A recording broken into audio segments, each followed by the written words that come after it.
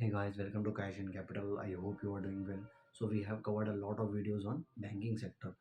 Basically 10% videos cover हो चुके हैं लगभग और 90% वीडियोस जो हैं वो भी रह रहे हैं। तो बैंक गारंटी वगैरह हम सब कुछ कर चुके हैं, जितनी लिमिट्स होती हैं थोड़ी बहुत लिमिट्स अभी बची है। फिर कंसोर्शियम लेंडिंग क्या होता है, multiple banking arrangement, supply chain finance, vendor finance, dealer finance, warehouse finance. तो बहुत सारे टॉपिक्स हैं जो हम कवर करेंगे और जो आपको यूट्यूब पे कहीं मिलने वाले नहीं हैं।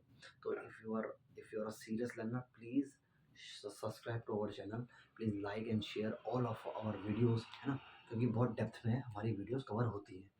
कुछ पॉइंट अगर मैं मिस करता हूँ तो मैं सीधा कमेंट में पिन करता हूँ। मैं कमेंट करता हूँ सीधा पिन। मैंने कल ही वीडियो डाली फॉरेन एलसी की, तो उसमें कुछ टॉपिक्स हैं जो बहुत कंफ्यूजिंग है ना। तो आपको वो मेरा वो टैग देखना पड़ेगा, मैंने पिन कर रखा है वो कमेंट जाके आप देखिए। तो मैं इस तरह से कमेंट डालता हूँ ताकि लोगों को कन्फ्यूजन ना हो। तो जो आज का टॉपिक है वो है एस बी एल सी में क्या होता है देखिए। एक बंदा अगर बैटिंग कर रहा है ना, बैटिंग कर रहा है, तो बैट्समैन जो होता है वो सोचता है कि अगर मैं रिटायर्ड हर्ट हो गया तो मेरी जगह मेरा मेरा बैकअप कौन है। तो उसी तरह जो एल सी होती है वो बैकअप नहीं है, लेकिन जो एस बी एल सी वो एक बैकअप प्लान है। बैकअप ये बैकअप प्लान है। बैकअप प्लान जिसे कहते हैं, जिसे एक टर्म और भी कहते हैं, this is called emergency LC. और कहा जाए तो फॉरेन फॉरेन बैंक गारंटी। इस तरह से समझिए इसको, फॉरेन बैंक गारंटी। ये कभी सुना भी नहीं होगा आपने, ये आपने कभी सुना भी नहीं होगा। क्यों? क्योंकि फॉरेन बैंक गारंटी नाम से कोई शब्द ही नहीं है। ये कोई फैसिलिटी नहीं है, इनका ऐसा नाम है जैसे भगवान, ईश्वर, इस तरह से बोलते हैं ना। तो इमरजेंसी एलसी अब होता क्या है देखिए। सप्लायर ने बोला कि भाई मुझे पेमेंट तो तुझसे ही चाहिए। सप्लायर ने सप्लायर ने बायर से बोला कि मुझे जो पेमेंट है, ये जो पेमेंट है वो तो तुझसे ही चाहिए, तेरे बैंक से नहीं। तो बायर बोलेगा ठीक है ना भाई, मैं दे दूंगा। तो सप्लायर बोलेगा नहीं, लेकिन अगर तूने नहीं दिया तो। अब सप्लायर का दिमाग खराब, बोलेगा यार अगर इसने पेमेंट नहीं दी तो, और मुझे पेमेंट भी इसी से चाहिए, तो एक काम करता हूँ ना, इसके बैंक से S B L C issue करा देता हूँ। हाँ।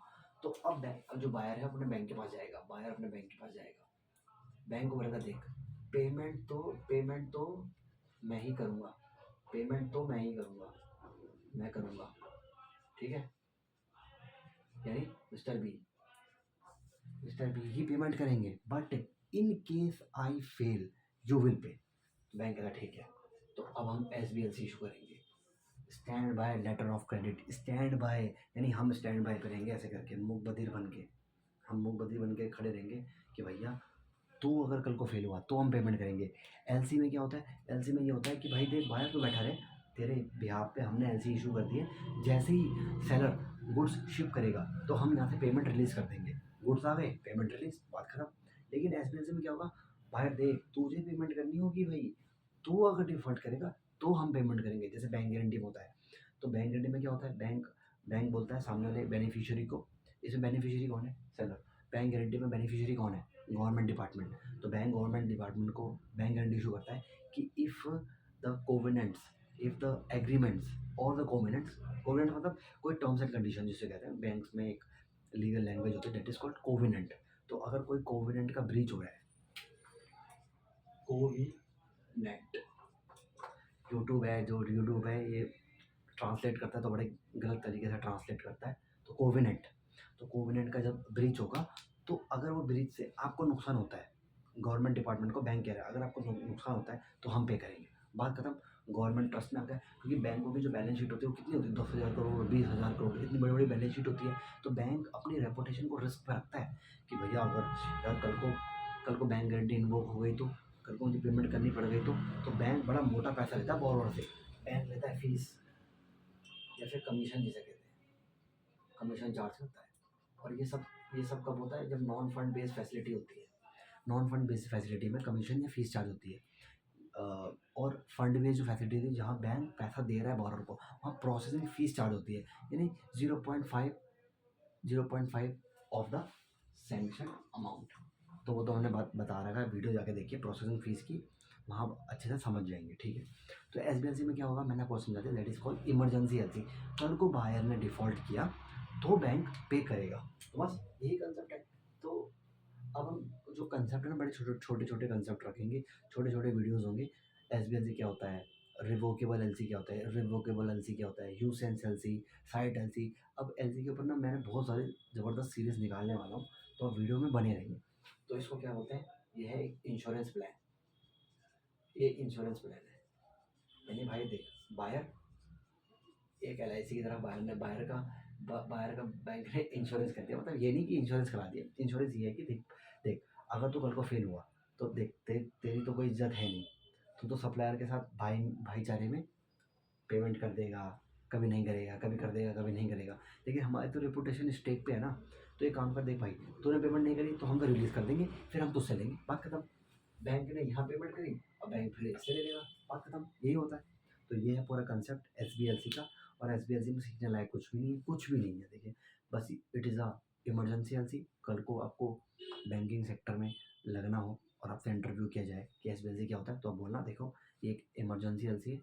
स्टैंड बाय, जैसे क्रिकेटर्स स्टैंड बाय पे रहते हैं कि जैसे ये क्रिकेटर को चोट लग गई या बॉल लग गई, कुछ भी हो गया, तो क्रिकेटर वहीं पे बोलता है कि भैया अब मैं मैच कंटिन्यू नहीं करूँगा। तो ये जो बंदा स्टैंड बाय में बैठा है, ये उसकी जगह बैटिंग करेगा, बात खत्म।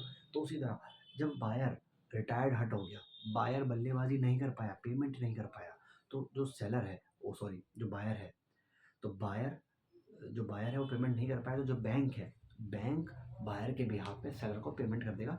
और सेलर बोलेगा कि भैया ठीक है, हमारी पेमेंट रिसीव, खत्म बात। एस बी एल सी का जो मोटिव था, एंड यूज था, वो अचीव हो गया। और फिर जैसी एस बी एल सी की पेमेंट हो गई, तो एस बी एल सी को बैंक बोलेगा भैया बायर, अब ये जो तेरी नॉन फंड बेस्ड फैसिलिटी थी, ये फंड बेस्ड बन गई है। अब तो जो हमने सामने वाले को, सेलर को पेमेंट करी है, अब वो तुझे पेमेंट करनी होगी। तो वो ऑन डिमांड बैंक उस फैसिलिटी को बना देगा। ऑन डिमांड वो फैसिलिटी बन जाएगी। और बायर बायर को, बैंक को पैसा भी भरना पड़ेगा। तो ये है पूरा concept S B L C का। और I think we have covered the whole concept of S B L C. I think yes, we have covered a whole concept. और इसमें कुछ सीखने लायक है नहीं।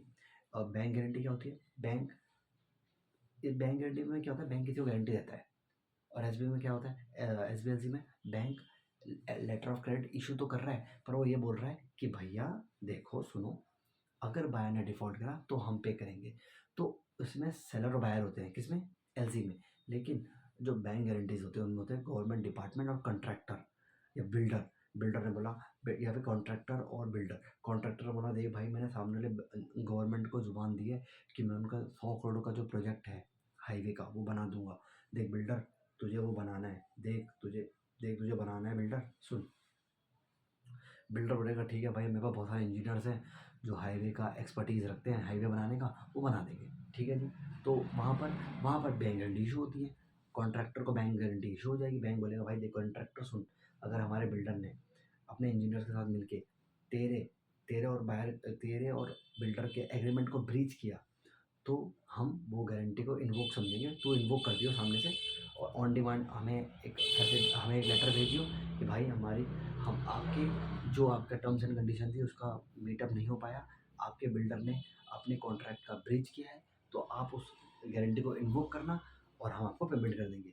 उसी तरह इसमें होता है, जैसे ही बायर ने डिफ़ॉल्ट किया, जैसे ही बायर ने पैसा नहीं दिया, तुरंत जो एडवाइजिंग बैंक है, जो सेलर का बैंक है, वो तुरंत बैंक को इन्फॉर्म करेगा, इस बैंक को, मतलब बायर के बैंक को, जो इशूइंग बैंक है, कि भैया जो बायर है उसने डिफ़ॉल्ट कर दिया, as inform by our seller. Seller ने इन्फॉर्म करा है कि आपके बायर ने डिफ़ॉल्ट किया है, अब हमें पेमेंट करो। तो जो हमारा इशूइंग बैंक वो सीधा पेमेंट कर देगा। तो I hope you like this session. ये इतना ही था, इस सेशन में इतना ही काम करेंगे। कल का सेशन भी 8 से 10 मिनट का रहेगा, तो अभी इतने ही सेशन रखते हैं। सो thank you for watching this session. I hope you like this session, and like, share and subscribe. Thank you so much.